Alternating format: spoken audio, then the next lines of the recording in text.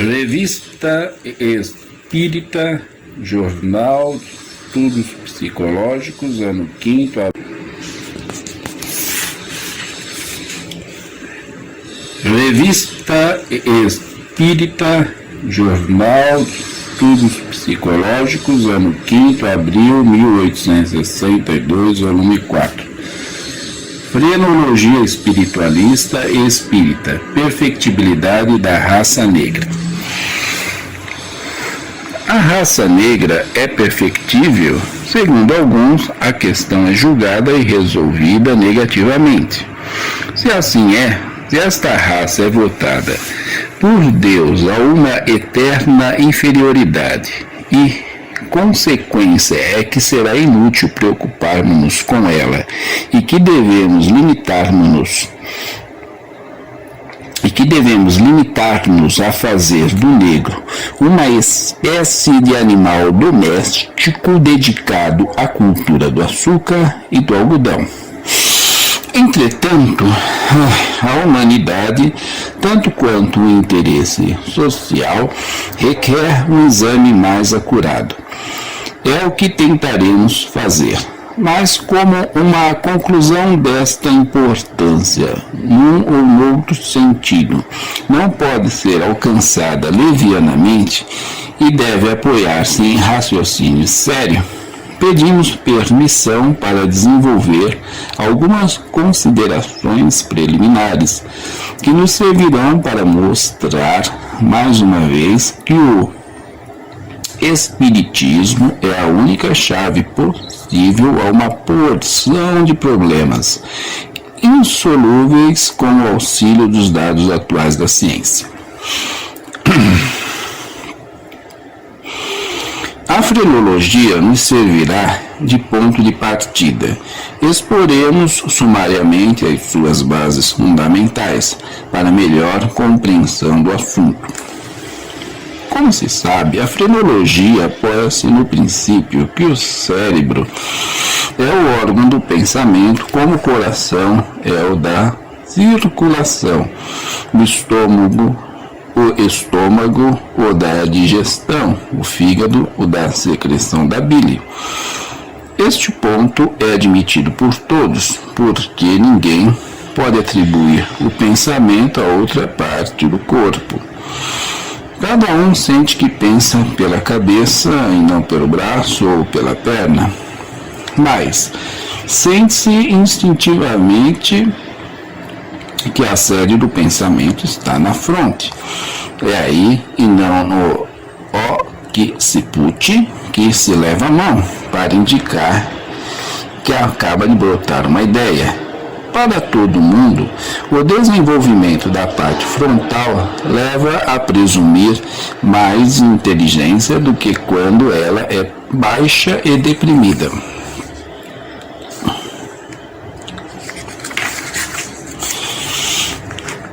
Estudos recentes demonstraram claramente o papel especial de certas partes do cérebro nas funções vitais e a diferença dos fenômenos produzidos pela lesão de tal ou qual parte.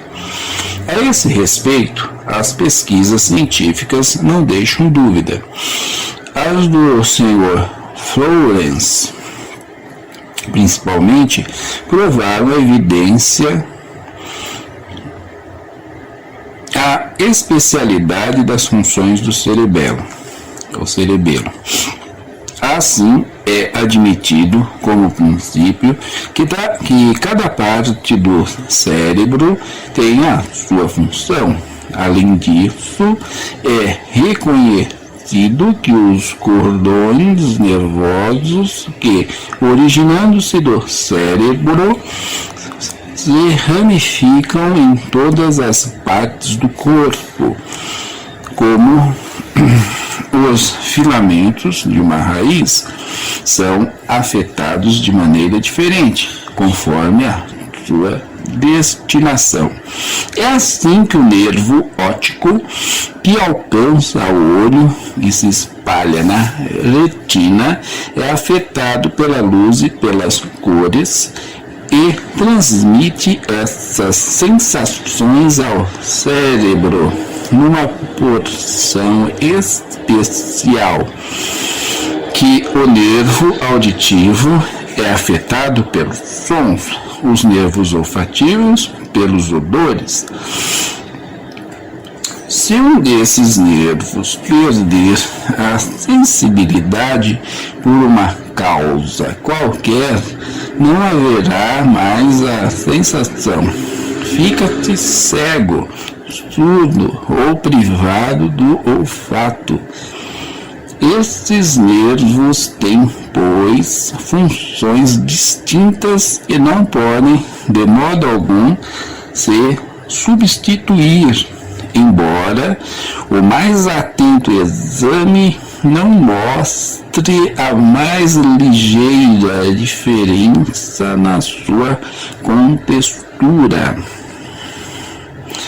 Partindo de tais princípios, a frenologia vai longe, localiza todas as faculdades morais e intelectuais, a cada uma assina um lugar especial no cérebro.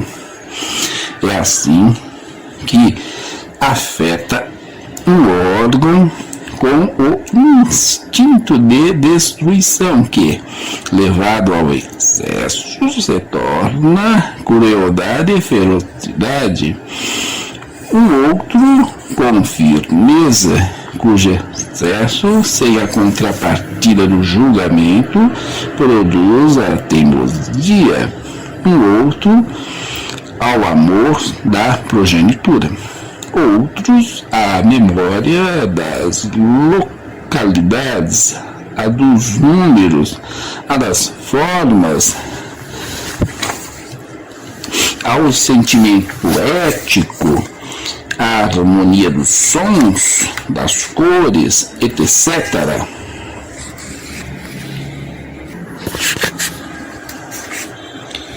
Não é aqui o lugar de fazer a descrição anatômica do cérebro. Apenas diremos que, se se fizer uma secção longitudinal na massa, reconhecer-se-á que da base partem feixes fibrosos que vão espalhar-se na superfície, apresentando mais ou menos o aspecto de um cogumelo cortado na sua altura. Cada feixe corresponde a uma das circunvoluções na superfície externa, de onde se segue que o desenvolvimento da circunvolução corresponde ao desenvolvimento feixe fibroso.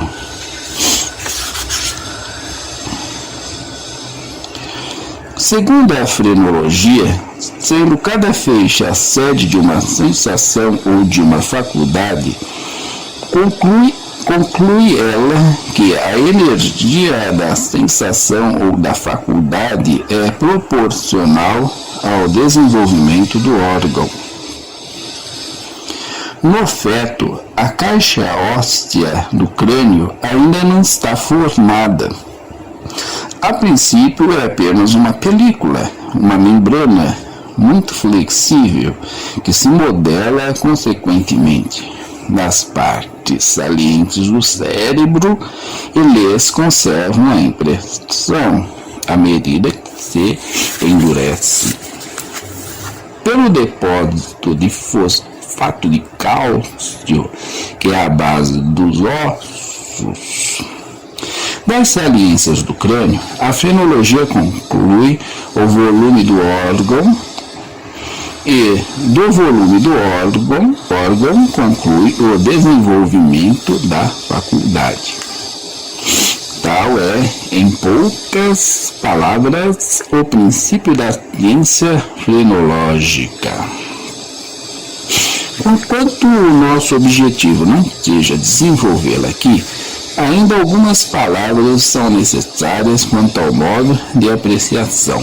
Cometer-se-ia grave erro se se pensasse em poder deduzir o caráter absoluto de uma pessoa pela simples inspeção das saliências do crânio. As faculdades se contrabalançam reciprocamente, se equilibram, se corroboram ou se atenuam umas às outras, de tal sorte que para julgar um indivíduo é necessário levar em conta o grau de influência de cada uma, em razão do seu desenvolvimento, depois fazer entrar na balança o temperamento, o meio, os hábitos e a educação. Suponhamos um homem com o órgão da destruição muito pronunciado, com atrofia dos órgãos das faculdades morais e afetivas. Será abjetamente feroz, mas se a destruição aliar à benevolência, à afeição, às faculdades intelectuais, a destruição será neutralizada e terá o efeito de lhe dar mais energia. Poderá ser um homem muito digno, ao passo que o observador superficial, que o julgar pela inspeção apenas do primeiro órgão, o tomará por um assassino. Compreende-se assim todas as modificações do caráter que podem resultar do concurso das outras faculdades, como a astúcia, a circunspecção, a estima de si próprio, a coragem, etc. A só sensação da cor fará o colorista, mas não fará o pintor. A da forma só não fará o desenhista. As duas reunidas apenas farão um bom copista. Se não houver ao mesmo tempo o sentimento da idealidade ou da poesia e as faculdades reflexivas e comparativas. Isto basta para mostrar que as observações frenológicas práticas apresentam grande dificuldade e repousam sobre considerações filosóficas que não estão ao alcance de todos. Estabelecidas estas preliminares, vejamos a coisa de outro ponto de vista. De início, dois sistemas radicalmente antagônicos dividiram os frenologistas em materialistas e espiritualistas. Não admitindo nada fora da matéria, dizem os primeiros que o pensamento é um produto da substância cerebral, que o cérebro secreta o pensamento, como as glândulas salivares secretam a saliva, como o fígado secreta a bile. Ora, como a quantidade de secreção é geralmente proporcional ao volume e à qualidade do órgão secretor, dizem que a quantidade de pensamentos é proporcional ao volume e à qualidade do cérebro, que cada parte destes secretando uma ordem particular de pensamentos, os diversos sentimentos e as diversas aptidões estão na razão direta do órgão que os produz. Não refutaremos essa monstruosa doutrina que faz do homem uma máquina sem responsabilidade por seus atos maus, sem mérito pelas boas qualidades, e que apenas deve o seu gênio e as suas virtudes ao acaso de sua organização.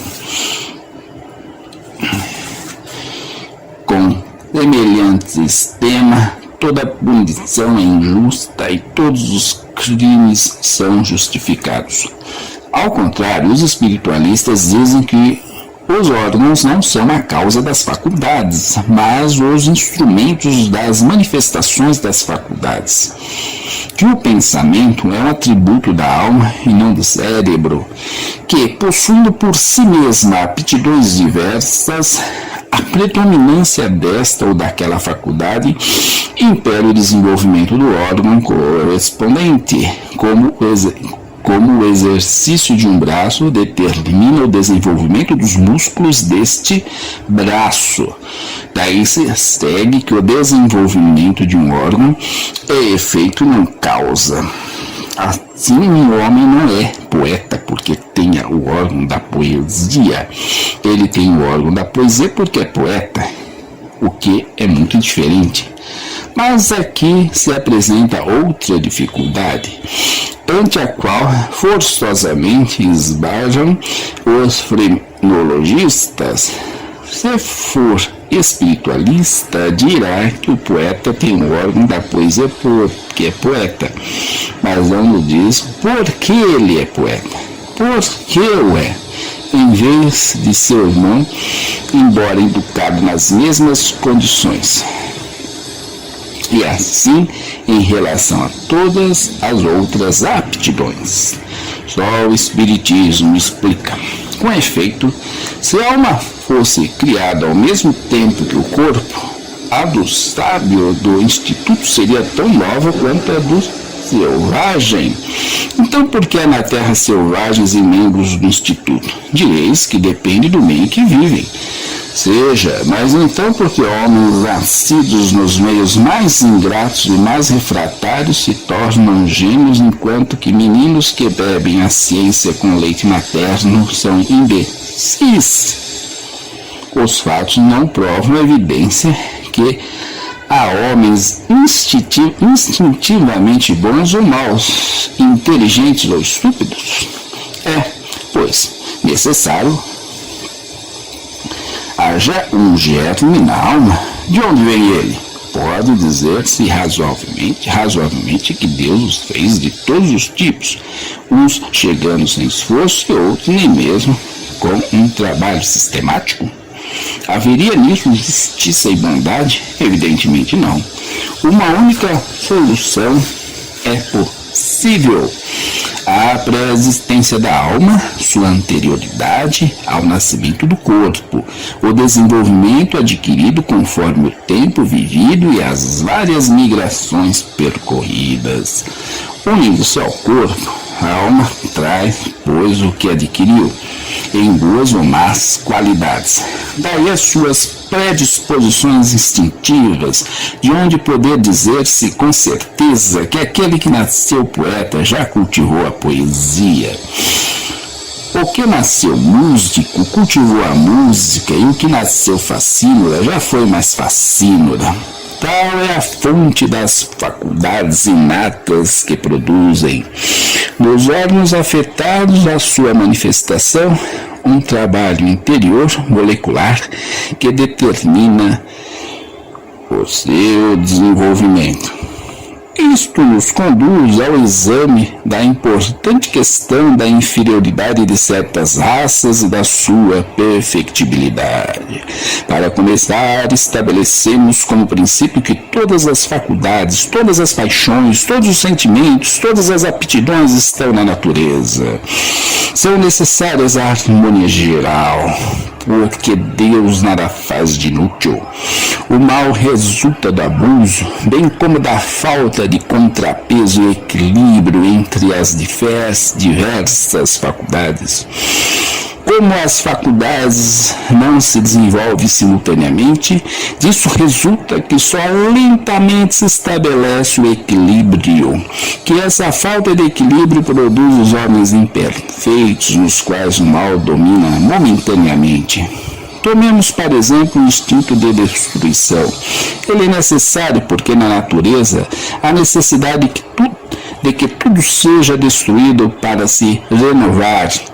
Por isso, todas as espécies vivas são ao mesmo tempo agentes destruidores e reprodutores. Mas o instinto de destruição isolado é um instinto cego e brutal. Domina entre os povos primitivos, entre os selvagens, cuja alma ainda não adquiriu faculdades reflexivas próprias da regular a destruição em justa medida. Numa única existência poderá o selvagem adquirir essas faculdades que lhe faltam, seja qual for a educação que lhe derem desde o berço. Dele fareis um São Vicente de Paulo, um cientista, um orador, um artista. Não, é materialmente impossível. Contudo, esse selvagem tem uma alma. Qual a sorte desta alma depois da morte? É punida pelos atos bárbaros que ninguém reprimiu, é colocada em igualdade com o homem de bem. Um não é mais racional que o outro. É então condenada a ficar eternamente num estado misto que nem é felicidade nem desgraça. Isto não seria justo, porque se ela não é mais perfeita, não depende de si. Não se pode sair deste dilema se não admitindo a possibilidade de progresso. Ora, como pode progredir se não tendo novas existências? Disse-á que poderá progredir como espírito sem voltar à Terra. Mas então, por que nós, civilizados e esclarecidos, nascemos na Europa e não na Oceania, em corpos brancos em vez de corpos negros? Por que um ponto de partida tão diferente se só se progride como espírito? Porque Deus nos livrou da longa rota percorrida pelos selvagens. Nossas almas seriam de natureza diversa das suas, porque tentaram torná-los cristãos. Se os tornais cristãos, é que os olhais como vosso igual perante Deus.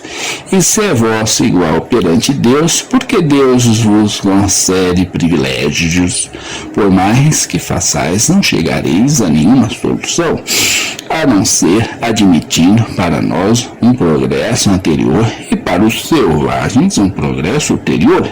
Se a alma do selvagem deve progredir ulteriormente, é que nós fomos selvagens, pois se for diverso ponto de partida, não haverá mais justiça, e se Deus não for justo, não será Deus. Continua. Super civilizado, mas não haverá meio termos nestes extremos. Segui a escala dos povos e vereis que há uma cadeia ininterrupta, sem solução de continuidade. Ainda uma vez, todos esses problemas são insolúveis sem a pluralidade de existências. Dizei que os neozelandeses renascerão num povo um pouco menos bárbaro, e assim por diante, até a civilização, e tudo se explica, que se, em vez de seguir os degraus da escada, os transpuser de um salto e chegará sem transição até nós, dará um hediondo espetáculo de do Moilarde, que para nós é um monstro e que nada apresentaria de anormal na gente da África Central, de onde talvez tenha saído. Assim é que, se nos fecharmos numa existência única, tudo é obscuridade, tudo beco sem saída, ao passo que com a reencarnação tudo é claridade, tudo tem solução. Voltemos à frenologia. Ela admite órgãos especiais para cada faculdade e pensamos que esteja certa.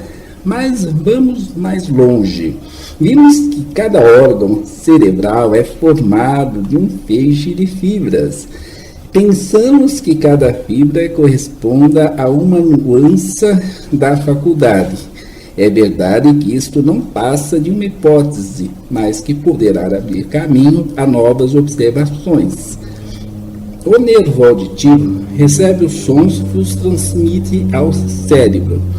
Mas se o nervo é homogêneo, como percebe sons tão variados?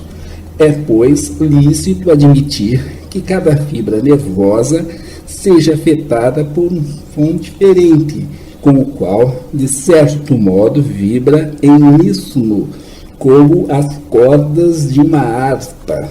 Todos os tons estão na natureza. Imaginemos uma centena deles, desde os mais agudos até os mais graves. O homem que possuísse 100 fibras correspondentes os perceberia a todos. Outro que só possuísse a metade só acusaria a metade do som, deixando de registrar os outros, dos quais nem teria consciência. Dá-se o mesmo com as cordas vocais para exprimir os sons, com as fibras ópticas para perceber as diversas cores, com as olfativas para registrar todos os odores. O mesmo raciocínio pode aplicar-se aos órgãos de todos os gêneros de percepção e de manifestações. Todos os corpos animados encerram incontestavelmente o princípio de todos os órgãos, embora em certos indivíduos alguns se achem em estado de tal modo rudimentar que não são suscetíveis de desenvolvimento e que são como se não existissem. Assim, nesses indivíduos não pode haver percepções nem manifestações correspondentes a esses órgãos. Numa palavra, em relação a essas faculdades, são como os cegos para a luz e os surdos para a música. O exame frenológico dos povos pouco inteligentes constata a predominância das faculdades instintivas e a atrofia dos órgãos da inteligência. Aquilo que é excepcional nos povos adiantados é a regra em certas raças. Por quê? Será uma injusta preferência? Não, é sabedoria. A natureza é sempre previdente. Nada faz de inútil. Ora, seria inútil dar um instrumento completo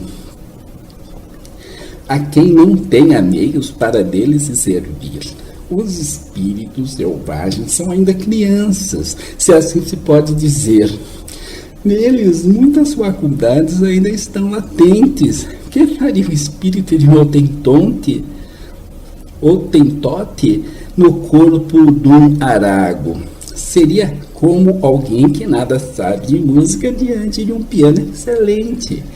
Por uma razão inversa, que faria o espírito de Arago no corpo de um Hotentote? Seria um Liszt diante de um piano contendo apenas algumas cordas estragadas, das quais o seu talento não conseguiria jamais tirar sons harmoniosos. Arago, entre os selvagens, com todo o seu gênio, seria tão inteligente quanto pode ser um selvagem, e nada mais. Jamais será, numa pele negra, membro de um instituto. Seu espírito faria o desenvolvimento dos órgãos fracos, sim, dos rudimentares, não. Assim, a natureza apropriou os corpos ao grau de adiantamento dos espíritos que neles devem encarnar-se. Por isso, os corpos das raças primitivas possuem menos cordas vibrantes que as raças mais adiantadas. Há, pois, no homem dois seres bem distintos: o espírito, ser pensante, o corpo, instrumento das manifestações do pensamento, mais ou menos completo, mais ou menos rico em cordas, conforme as necessidades. Chegamos agora à perfectibilidade das raças. Por assim dizer, esta questão é resolvida pela precedente. Apenas temos que deduzir algumas consequências. Elas são perfectíveis pelo espírito que se desenvolve através de suas várias migrações, em cada uma das quais adquire pouco a pouco as faculdades que lhe faltam. Mas, à medida que suas faculdades se ampliam, necessita de um instrumento adequado, como uma criança que cresce precisa de roupas maiores. Ora, sendo insuficientes os corpos constituídos para o seu estado primitivo, necessitam encarnar-se em melhores condições, de assim por diante, conforme o progresso. As raças são perfectíveis pelo corpo, mas é somente pelo cruzamento com raças mais aperfeiçoadas que trazem novos elementos que, por assim dizer, que aí se enxertam germes de novos órgãos. Esse cruzamento se faz pelas emigrações, as guerras e as conquistas. Sob esse ponto de vista, as raças são como as famílias que se abastardam quando não recebem sangue novo. Então, não se pode dizer que haja raça primitiva pura, porque sem o cruzamento, essa raça será sempre a mesma, pois seu estado de inferioridade depende de sua natureza, degenerará em vez de progredir, o que determina o seu desaparecimento ao cabo de certo tempo. Disse a respeito dos negros escravos: são seres tão brutos, tão pouco inteligentes, que seria vão esforço querer destruí-los.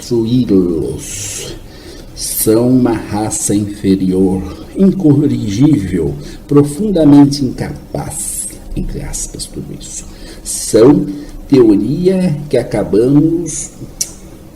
A teoria que acabamos de apresentar permite encará-los sob outro prisma.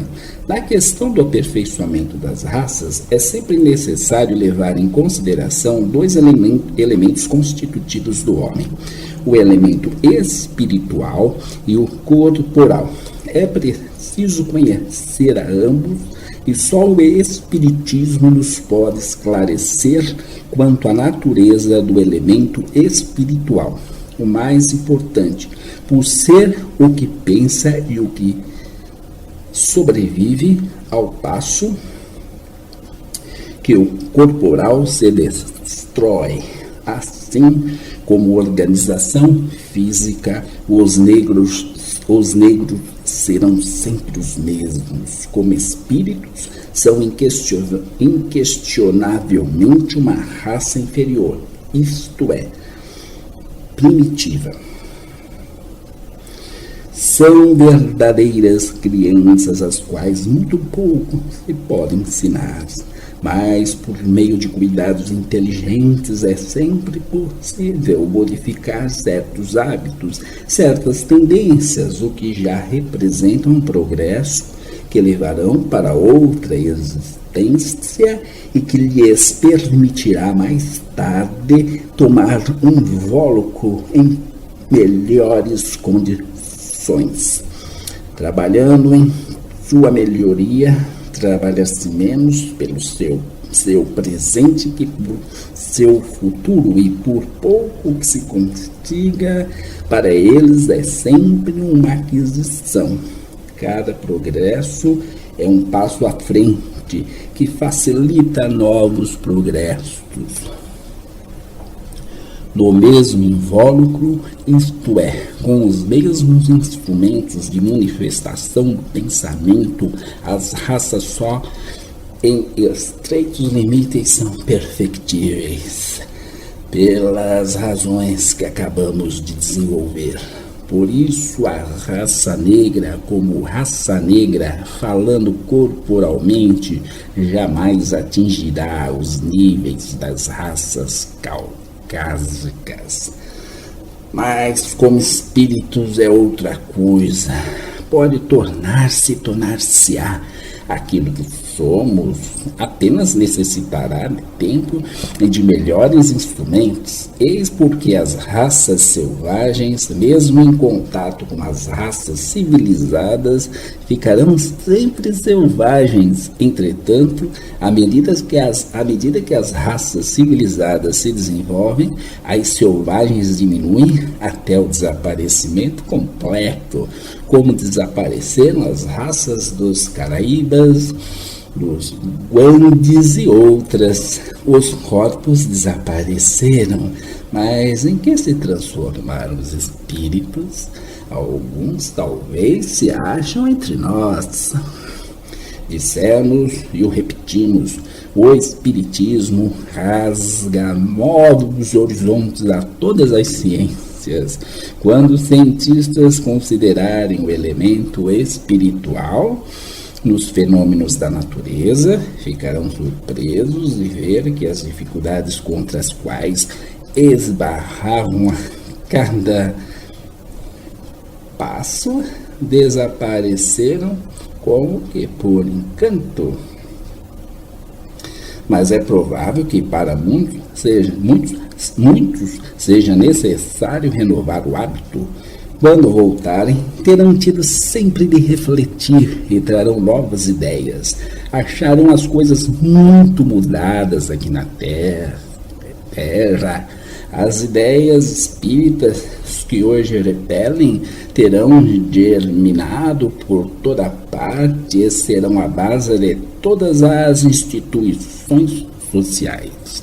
Eles próprios serão educados e alimentados nessa crença que, ao seu gênio, abrirá novo campo para o progresso da ciência.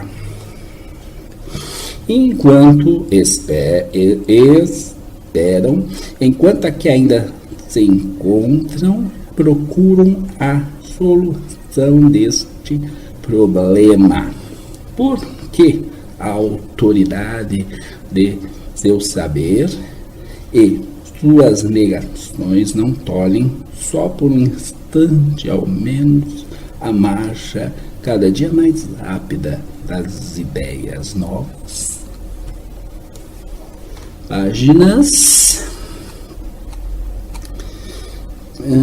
95 a 108.